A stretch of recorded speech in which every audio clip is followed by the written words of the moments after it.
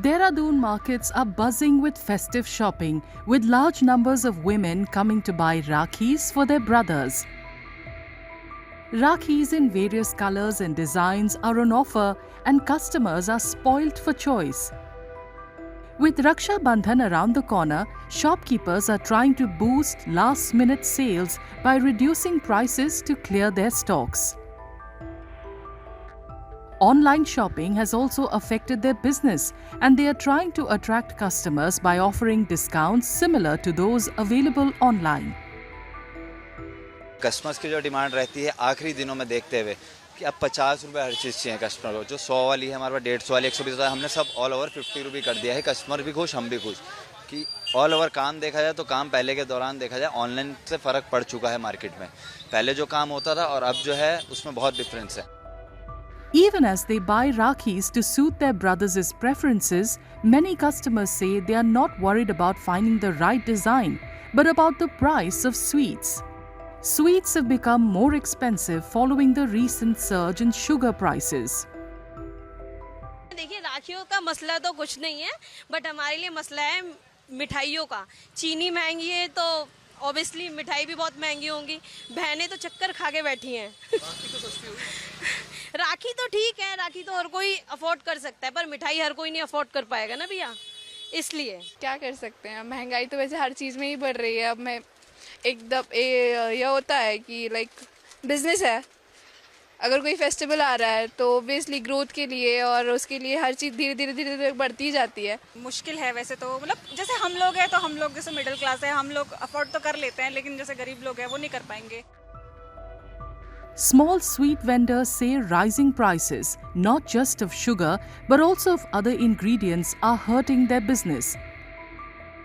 But many have decided to keep prices unchanged in view of the festive season. Retaining customers is more important, they say, and they are willing to take a hit to their profit margins, at least for the time being.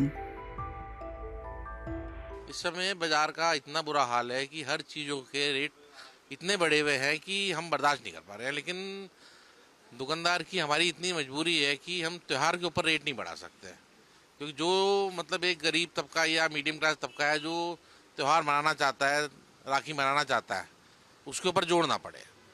चीनी कहाँ से कहाँ पहुँच गई, 20-20 रुपये kilo चीनी तेज़ हो गई है, ड्राई फ्रूट 30% तक तेज़ हो गया है, लेकिन हमारी मजबूरी है कि हम उसके बाद भी मिठाई के रेट नहीं बढ़ा सकते। The Dehradun Sweet Shop Association has also decided that its members will not increase the prices of some popular sweets such as laddus and rasgullas, while prices of other sweets will be increased by 8 to 10% from Wednesday. According to the association's president, the cost of raw materials has increased by 46% compared to last year. करीबन 46% rate जो है पिछले साल से इस साल में average rate जो है 46% का इंक्रीमेंट है, जिसमें गैस है, पिस्ता है, क्योंकि इराक वार होने पे ईरान से पिस्ता नहीं आ रहा, पिस्ते में बहुत तेज़ी है, काजू में तेज़ी है, बादाम में तेज़ी है, गैस में तेज़ी है, चीनी में तेज़ी है। कौन सी ऐसी आइटम है जिसमें तेज़ी नहीं है? देसी घी है, उसमें तेज़ी है। चांदी का वर्क पिछले साल से इस साल में चांदी में बहुत तेज़ी आई है, आपको पता ही है।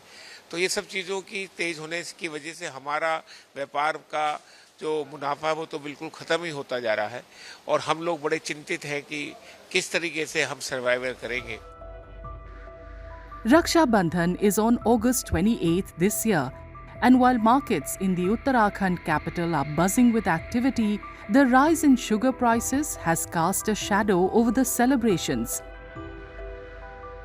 However, the festival that celebrates the bond between siblings is all set to be observed with traditional fervour as it is every year.